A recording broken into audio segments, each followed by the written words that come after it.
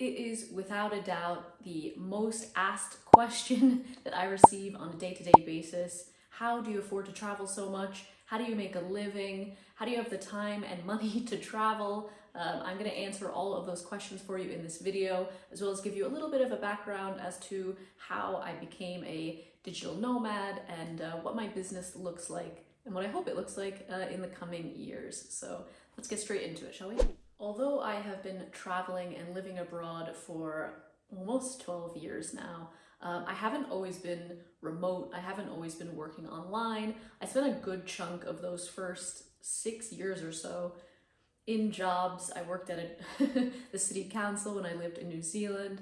When I lived in Australia, I did some temp jobs. I also got a job in a marketing firm. So I definitely have had some odd jobs along the way, which I would use to sort of save up as much money as I could while exploring the city that I was living in, and then I would quit my job and travel around that country. I then moved to South Korea for a year where I taught English. I saved up as much as I possibly could, and I quit that job with the hopes of never ever working for anyone else ever again. So I have managed to keep that promise. I quit that job in April 2015. So we are coming up on, quick math, 7 years of not working for anyone else, which is pretty cool. So how do I manage to do it? My number one source of income, my main business, and the thing that I spend the majority of my time on is my website, my blog, Eternal Expat. Before there was a YouTube channel, there was this blog, which I created in 2016 when I first moved to Mexico.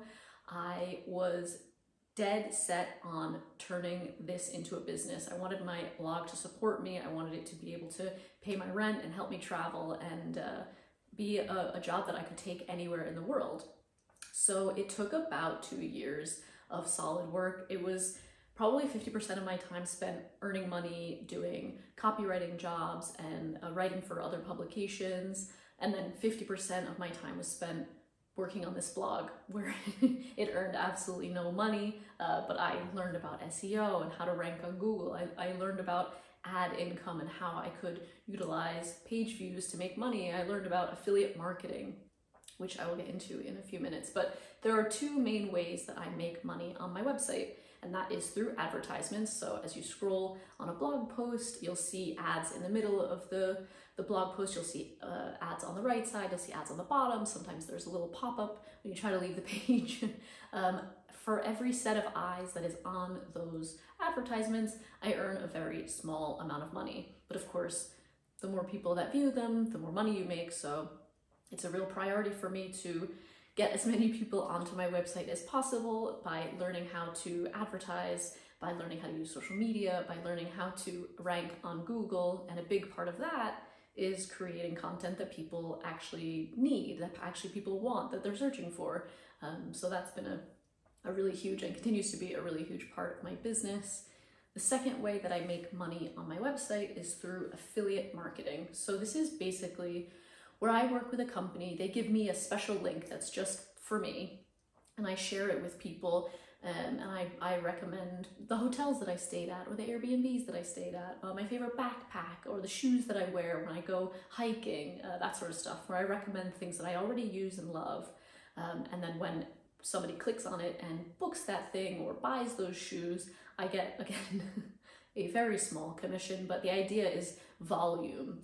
So before COVID, that was a really big part of my income. Booking.com, especially Airbnb, were really big parts of how I monetized my website. Unfortunately, because of COVID, a lot of businesses just either canceled their programs altogether. So Airbnb, they have no affiliate program anymore, or places like Booking.com or Get Your Guide, where you can book tours. They've reduced the percentage that affiliate marketers receive, but things are getting better, things are improving, people are starting to travel again and use these websites and book more and more, and that's increasing my sales, but it's also convincing these websites to start increasing their percentages again, which is great. YouTube is a relatively new part of my business, a very new source of income for me. I started my YouTube channel only a few months after I started my blog back in 2016. Please do not go and watch those videos. But I didn't really know what I was doing. I wanted to focus on my website. That was really my priority, and I think I did well in that time with the knowledge that I had and the time that I had to really just focus on one thing. But I was just making videos so that I could embed them into blog posts and use them as another way to make better blog posts. So it wasn't a priority to get a lot of views. I didn't really understand how to monetize YouTube at the time. So it sat for probably 3 years where I just made intermittent videos. Some did very well, some did absolutely terribly, rightly so. But I wasn't making any money off of it because I didn't have enough subscribers, and YouTube has a threshold of how many subscribers and views that you have to have before you can start making money off of advertisements. So now, thankfully, I have managed to spend more time on my YouTube channel, hopefully with much better videos than back in 2016. But it really all started with COVID in March 2020. March, April, and May, my website had almost no page views. My income came to almost a complete halt, and I didn't know what to do with myself. I started making videos as a way to sort of connect with my community just by sharing what was going on in Mexico City at the time. People really gravitated towards it. People wanted to sort of armchair travel and see what the rest of the world looked like. So I made a lot of videos in 2020 just about what life was like in Mexico City. I started gaining a bit more traction. I was able to monetize my YouTube channel from there, and it then, of course, became a priority to become part of my business. But of course, with competence comes confidence and all of that sort of catchy phrases. But I just started to realize the power of this conversation that we can have, this two-way dialogue that I've never had with my blog.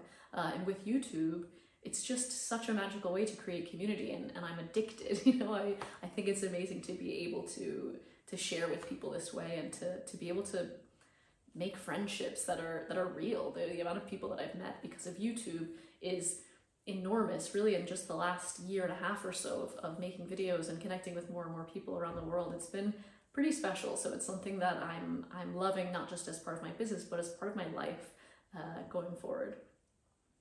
So how do you make money on YouTube? Again, there's probably two main ways that I am currently monetizing YouTube, and that is one through advertisements. So when you click on a video, sometimes there's like a little box at the bottom, you know, that sort of fades away every now and again. There's the ad that comes up before the video. Sometimes there's ads in the middle of the video, but all of those are paid for by these big advertisers, of course, and the person who has made the YouTube video gets, again, a very, very small piece of that pie. But the more viewers, the more money that you make, which is why, of course, it's wonderful to be able to share the world with people and spread the word about my channel. So be sure that you are liking these videos and subscribing and sharing them with all your friends, because it really helps. The other way to sustainably make income with YouTube is through sponsored content. Today's video is sponsored by NordVPN.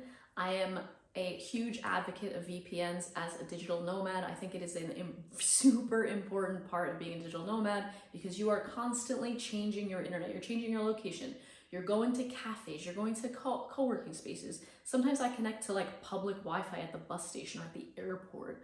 Those are the weakest security of all time. And everything that you have on your computer can be accessed. So you want to make sure that that is all encrypted, that is all protected, and you're not giving away any of your details, whatever it is that you have saved in your browser, to anyone else. So I am always using my VPN. NordVPN allows you to connect up to 6 devices. I usually go to a cafe with just my laptop and my phone, but they are both always connected to a VPN so that all the information and everything that I'm doing is completely secure. The second thing about NordVPN that is super important to me as a digital nomad, as someone who lives abroad, is being able to connect to servers around the world so that I can keep watching my favorite shows. I connect to a server in the US so that I can watch US Netflix and keep watching Friends over and over and over again. I connect to the UK so that I can watch BBC iPlayer, which allows me to watch The Great British Bake Off, and MasterChef, currently MasterChef Celebrity, which is juicy. A VPN is a very affordable way to keep your information safe and keep up with your favorite shows back home. Go to https://nordvpn.com/eternalexpat or simply enter Eternal Expat at checkout to get a huge discount on a 2-year subscription. I will link it in the description as well as in the pinned comment below. My third source of income is my guidebooks. I have written 4 guidebooks to date, all from Mexico. One of my passions and one of the things that drives me every single day with this whole business is being able to help people travel, to help people feel confident going to a country or a city that they have never ever been to before and feeling like they can do it. They can fumble over the language. They can get delicious food. They don't have to spend a ton of money. You don't need a guide to hold your hand, that you can do it, you're capable, and that you can do it well and without, disrespecting the culture or the people. And you can learn so much about where you're visiting and about yourself. I'm so passionate about that, I really am. It's what drives me in the things that I do. And being able to write really comprehensive guides to cities that I absolutely love has been a real privilege and a real just passion project for me. These guidebooks don't make me a ton of money. They are not going to support me into old age, but they are a decent way to gain a little bit extra money. And like a lot of the things that I tried to create, they are a source of passive income, which means I do a lot of work up front, I create sales funnels for them, and then hopefully they keep earning me money for many years to come without very much upkeep work. But in general, these guidebooks are thorough. I've learned a lot over the course of writing 4, getting feedback, rewriting them. My Mexico City guidebook is in its 4th edition now, with hopes of being able to create a 5th edition maybe next year sometime. And yeah, I love writing them, and I definitely have hopes to write a few more in the coming years, whether that's more in Mexico or elsewhere around the world. I sell them on Amazon in paperback form. They are self-published, or I sell them in a digital format on my website. And if you buy the digital format, you get every new edition for free. So it's a little perk of being able to have it virtually rather than as a paperback. I thought I would briefly also talk about passive income, since we're all here talking about how to be a digital nomad and how a lot of people want to know, really, okay, great, I have this job and I sit at my desk every day and I make videos and I write blog posts, but how am I unchaining myself from the desk and still able to support myself by taking 3 weeks off at Christmas and taking a random Tuesday off to go for a walk or have lunch with my friends, or just sort of take so much time off at a time. And that really is because I've created these passive income streams. So my blog, if I were to just never touch it again or take a month off of it, it would still earn both in affiliate income and in advertising, because the content that's there is already ranking on Google. I've done a lot of work to update old things and make sure everything is up to date. And it continues to earn every single day, which is amazing. And the same thing with my guidebooks. My guidebooks sell, people sign up for emails, they get emails about Mexico, and every few weeks I send emails about the current situation in Mexico, and I remind people that these guidebooks exist. And so it's not a lot of work now that they're already done. And so yeah, it's those are the 2 main ways that I make passive income. There's not much passive about YouTube.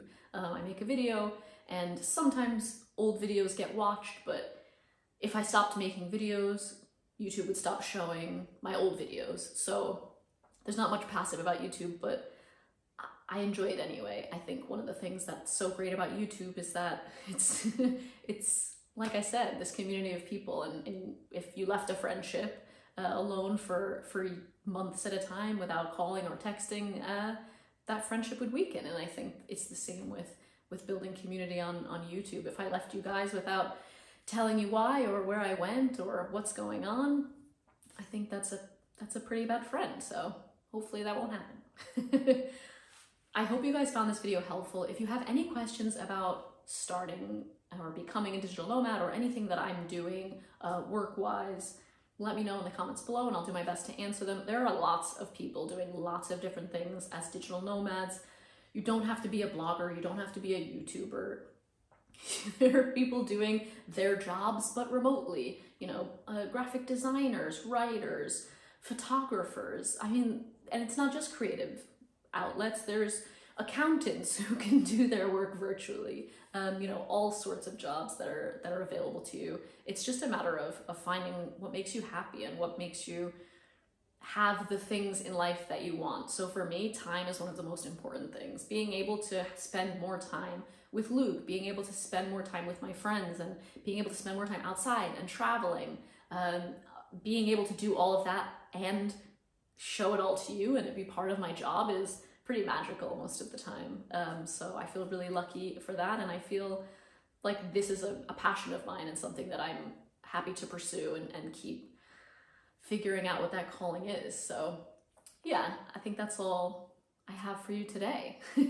Like I said, if you have any questions, let me know in the comments. If you enjoyed this video or found it helpful, please give it a thumbs up. It really supports my channel. If you're not already subscribed, be sure to do so. Thanks as always for watching, and I will see you next time. Bye.